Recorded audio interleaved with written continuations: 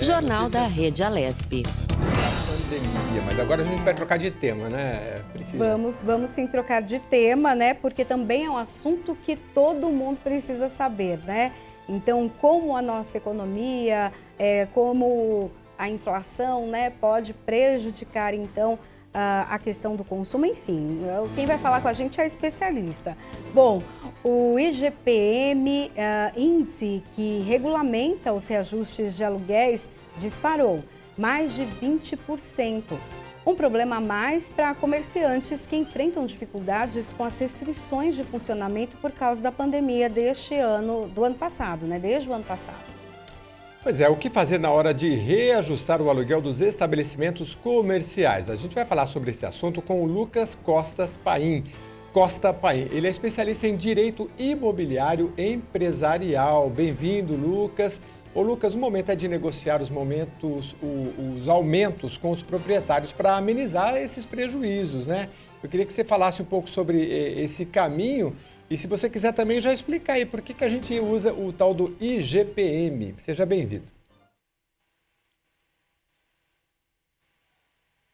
Muito obrigado, Jeremias. Bom dia a todos.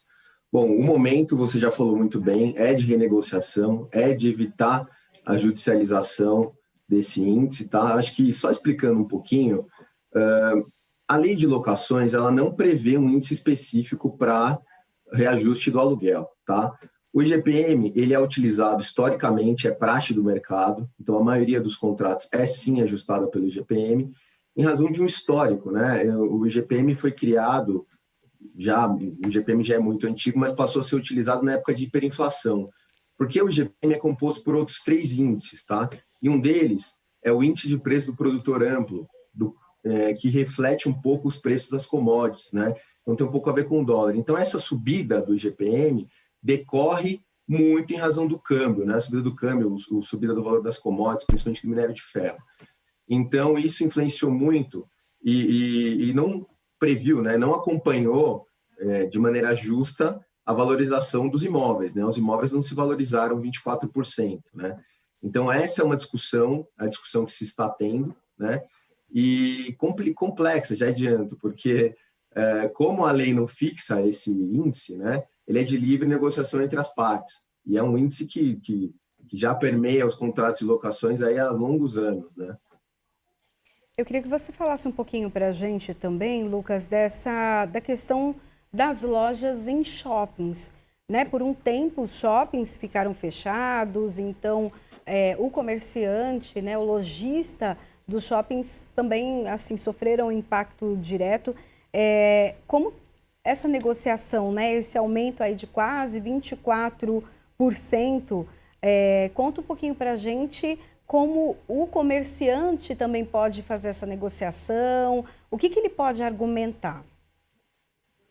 Bom, eu acho que com certeza o lojista em shopping center vai ser bem impactado, tá, por essa alta do IGPM, né? Além do fechamento, em razão do isolamento, do lockdown, os lojistas em shopping center ainda não estão vendendo o que vendiam antes da pandemia, né?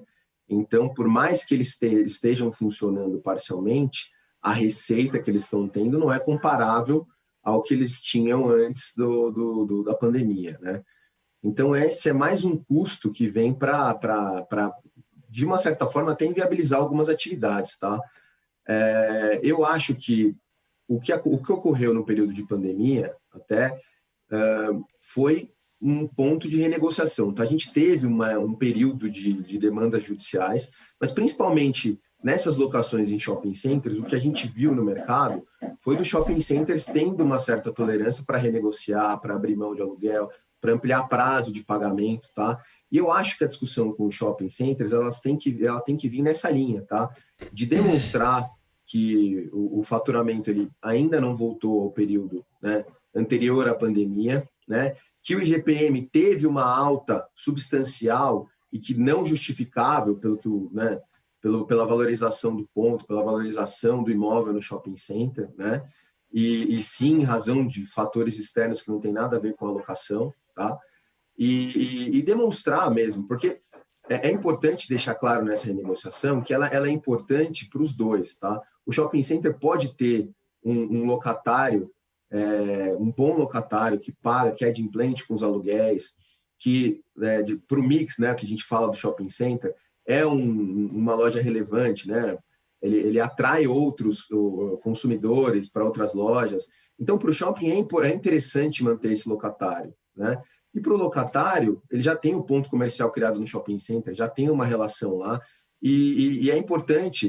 E outro ponto para ele argumentar para o locatário ele está querendo adimplir o contrato, ele está querendo pagar, né? Ele só não está querendo que os 24% sejam aplicados, né? A gente pode estudar outros vários índices, aplicar o IPCA, que subiu 4%, é mais justo, está dentro do que anualmente se reajusta dentro de um contrato de locação, tá? Porque esse reajuste, é importante dizer, ele é um reajuste de correção da moeda, né? Não deveria trazer um enriquecimento para o locador, né? É mero reajuste da moeda, esse reajuste anual, porque o locador e o locatário têm a possibilidade de, a cada 3 anos, entrar com uma ação revisional e aí sim trazer o aluguel para o valor de mercado. Eu queria entender a questão do IGPM, se ele é justo ou não, porque eu não sei se esse índice de 23,14% ele é para o ano, ele é para o mês, mas de qualquer forma, Lucas, já que existe uma margem para negociação em pandemia, nos próximos contratos, qual a sua indicação? Mudar esse índice que fosse mais próximo da realidade, tanto para locatário de um imóvel ou quanto para comercial? Bom, Jeremias, essa é uma pergunta importante e relevante, né? Acho que todo mundo quer saber se agora é hora de mudar o IGPM para outros índices, tá? Historicamente, os índices IGPs, né? IGPM, IGPDI, e os índices IPCs que a gente fala, que são o PCA, que é mais atrelado à inflação, eles costumam ter um ponto de equilíbrio em algum momento, tá? Então, o IPCA já teve momentos de ser superior ao IGPM, né? Já existiu momentos em que o IGPM foi negativo, tá? O problema disso para o contrato de locação é que muitas vezes, quando o IGPM é negativo, os contratos prevêem que essa negativação ela não é aplicada ao contrato, né? Então, você acaba tendo um prejuízo de 23, alguma coisa, 24% hoje, que você só vai poder corrigir depois de 3 anos com ação revisional, né? Dependendo de quando teve início o contrato. Eu, sinceramente, a minha opinião pessoal é de que o IPCA é mais justo para a correção do contrato de locação, tá? Ainda que ele não tenha sido criado para prever essas diferenças de aluguel, tá? A gente discute isso um pouco, porque nenhum desses índices, na verdade, ele apura com exatidão, até em razão da dificuldade, né? O aluguel ele varia muito dependendo do local, do que você tem de suporte, de transporte, né? Então, é um pouco mais complicado fazer esse reajuste, mas eu acho que o IPCA, por estar mais atrelado à inflação, ele é mais justo para a correção dos contratos de locação, sim, né? Principalmente pelo viés do locatário, né? O locador, ele sempre quer o índice que privilegie um valor um pouco maior, mas eu acho que o equilíbrio está no IPCA. Pois é, porque a gente fica pensando, desculpa, Priscila, a diferença, em tempo de pandemia, o salário aumenta, vamos supor, ou mesmo que não é salário, mas o comerciante, de um ano para o outro, ele vai ter o quê? 5%, 6% do reajuste da inflação. Aí você, para um índice de quase 25%, é uma disparidade muito grande, e acho que também essa questão de negociar a margem, mas também, se você puder, no próximo contrato, negociar para mudar o índice, porque às vezes as pessoas não sabem, né, Priscila, que existe a mesma coisa do pagamento do IPTU. Não sei, ele pode até nos corrigir, mas que eu saiba, não é de praxe, a lei não fala que tem que ser o locatário, mas já fica convencionado no contrato, a gente assina e paga o IPTU, né? Mas a lei diz que, até onde eu sei, que o proprietário é que deve pagar, enfim. Pode perguntar, Priscila. Pois não. A gente tem, e eu acho que é importante, viu, Jeremias, esclarecer, às vezes as pessoas pegam o contrato de locação e não analisam essas questões, né? Às vezes não tem um suporte jurídico necessário para tanto, mas várias das disposições no contrato, elas são negociáveis, né? Uhum. O próprio seguro de contra incêndio, ele pode ser atribuído ao locador, a questão do IPTU pode ser tratada, tá? Uhum. É praxe que o locatário acabe assumindo, mas pode ser negociada, tá bom? A questão do índice, ela pode ser negociada, né? Então, aqui, essa questão agora veio mais à tona, Porque, normalmente, esses índices não tinham uma disparidade tão grande, né? Eles seguiam um pouco próximos. Então, essa foi uma discussão que, por muitos anos, o mercado imobiliário acabou não entrando, né? Salvo grandes empresas que têm esses reflexos em outros contratos e prestam um pouco mais de atenção, né? Mas agora ele veio à tona, né, em razão de ninguém ter discutido isso nos últimos tempos e não ter prestado atenção que o GPM estaria sujeito a esse aumento em razão do que o compõe, que trouxe esse problema novo para a gente resolver, tá? Doutor Lucas, se o locador ele não concorda, né, com com o aumento, ele tentou a negociação, teve a negativa, porém ele não quer deixar o espaço em que ele já tem a loja dele, enfim, os clientes. Ele pode depois judicializar essa questão, esse aumento? Ele pode judicializar, tá? Acho que depois de tentar uma negociação e abrir todos esses pontos de forma clara para o locador, ele pode judicializar. A forma de judicializar, né, o que a gente aplicaria de tese, acho que ainda é discutível, mas o Código Civil e a Lei de Locações têm algumas ferramentas, tá? Uma delas é a que eu já citei anteriormente, que é a ação revisional, né? Se ele não tiver reajustado o aluguel nos últimos 3 anos, ele pode entrar com uma ação revisional e deixar claro que esse aumento não reflete o valor atual de mercado do imóvel. E se ele não tiver ainda 3 anos no imóvel, o que se discute um pouco, né? O direito sempre tem algumas nuances, mas se discute que sim, que ele pode alegar que essa prestação ela é desproporcional, né? Quando ele assinou o contrato, era impossível de prever que, em razão de pandemia e alguns outros aspectos econômicos, o IGPM alcançaria esse valor de 23%, 24%, né, em um ano. Então, existe sim a possibilidade de discutir.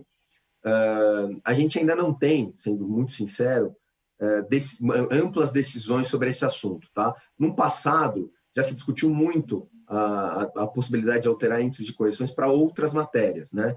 E o que se entendeu em outros momentos é que, como as partes pactuaram aquele índice, né, estariam sujeitas à variação dele, até para impedir que sempre que alguém fosse prejudicado, houvesse uma revisão desse índice, tá? Mas eu acho que a gente está numa situação um pouco diferente hoje, tá? Eu acho que desde a época do Plano Real, a gente não vê um aumento tão desproporcional, né, para aluguéis, né? E eu acho que o judiciário vai ter que se debruçar sobre essa questão, tá? Ficou muito famosa uma decisão recente, dentro de um shopping center, no Shopping Center Morumbi, de um locatário que conseguiu alterar o IGPM para um outro índice que é o IPC, tá? Mas aí, para corroborar o que eu estou dizendo a vocês, esse processo, na verdade, ele não existe mais. Foi feita uma composição entre locador e locatário, né? Que houve uma primeira liminar que o juiz aceitou alterar para o IPC. O Tribunal de Justiça, depois, foi mais cauteloso e determinou que o processo fosse suspenso para apurar se seria o caso ou não. E as partes acabaram chegando numa composição, tá? Então, a gente ainda está num processo um pouco embrionário para saber o que o judiciário pensa dessa questão. Eu acho muito razoável existir essa discussão com base na desproporção né, quando se assinou o contrato de locação, não se podia prever que isso ia acontecer. Então, principalmente para a gente tentar chegar num índice intermediário, como eu disse, o IPCA. Agora, ô Lucas, talvez esse tema fuja um pouquinho, mas é também uma curiosidade do seguro, né? Tanto do imóvel residencial ou comercial. Em geral, quando não se tem um fiador, você faz um seguro. E em tempos de pandemia, costuma subir porque está atrelado à inadimplência. E isso não tem como fugir, porque às vezes a gente já viu, por exemplo, o cadastro positivo na associação comercial, mas o bom pagador, ele, quando da época de um seguro, ele acaba sendo penalizado e não tem como fugir disso. Olha, a garantia também ela é discutível, tá, Jeremias? Então, assim, se o seguro fiança ficar muito caro para o locatário, ele pode tentar de novo também renegociar com o locador uma substituição dessa garantia, tá? Para um fiador, né, para uma carta fiança que também tem um custo um pouco alto, é permitido também você tentar dar em garantia um imóvel, né, o que a gente chama de caução real, mas Com o locador, você pode tentar negociar a substituição dessa garantia, ou então o valor que essa garantia vai ter, né? Porque o seguro tem um valor que as partes costumam combinar também, normalmente 12 meses de aluguel. Mas se não der certo com o locador, aí vai ter que conversar com a seguradora, que é uma conversa um pouco mais complexa, né? Uhum.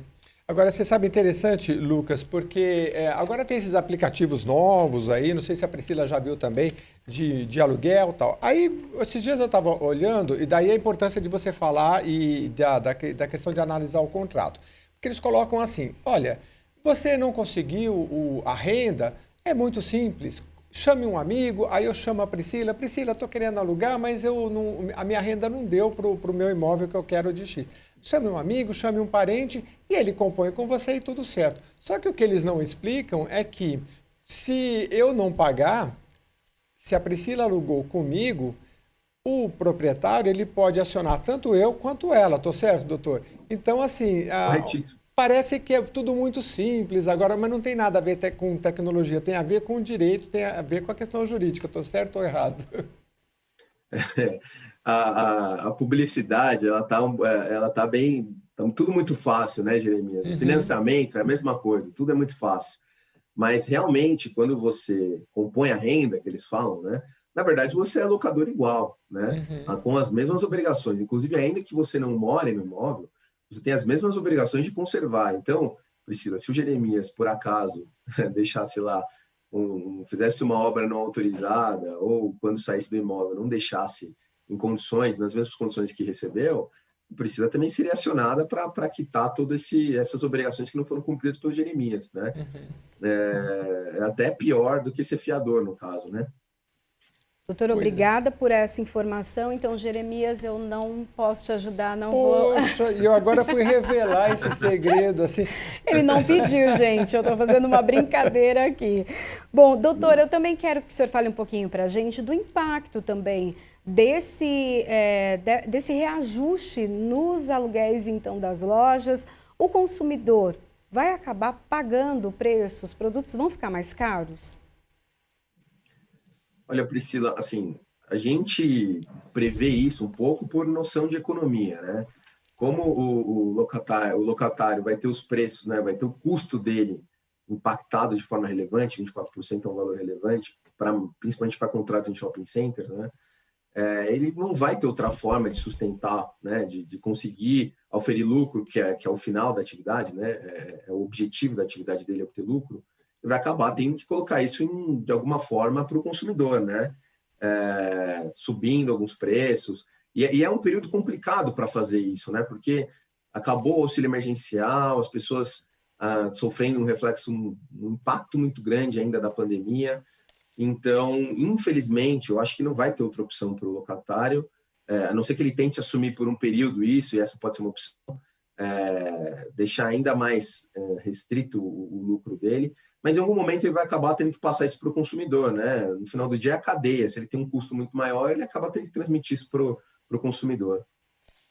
Doutor, eu queria que o senhor ficasse à vontade para falar mais do IGPM, se faltou alguma explicação importante e relevante, mas dentro do direito imobiliário empresarial, eu ainda queria, a gente ainda tem um tempinho, que o senhor falasse um pouco dos principais erros que podem acontecer nas locações. A gente sabe que hoje muitos condomínios, tanto de lojas quanto de residenciais, optam por fazer uma administração por meio de uma empresa especializada, né? E não exatamente um síndico ali no local. Então, eu queria que o senhor, que está sempre conectado com as principais novidades, falasse para a gente aí, para esse mercado, o que é importante a gente ter bastante atenção. Bom, vamos lá. Eu acho que só para finalizar o assunto do IGPM, né?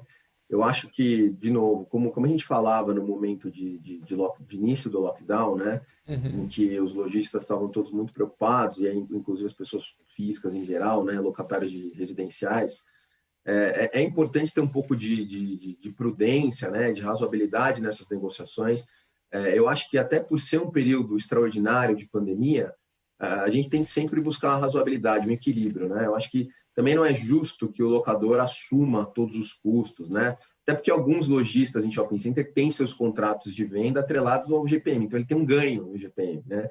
Por isso que o judiciário sempre tenta analisar cada caso, né? Cada contrato é um caso. É importante que às vezes a gente vê uma notícia e pensa que todos esses contratos são aplicáveis à mesma coisa, mas é importante ter prudência, ler com cuidado o contrato, saber se é razoável ou não esse pedido que vai ser feito, né?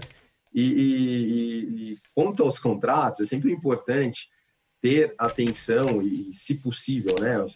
O serviço jurídico, às vezes, ele não é tão acessível assim, mas é importante ter cuidado na análise desses contratos, né? As pessoas, muitas vezes, o imóvel traz isso, né?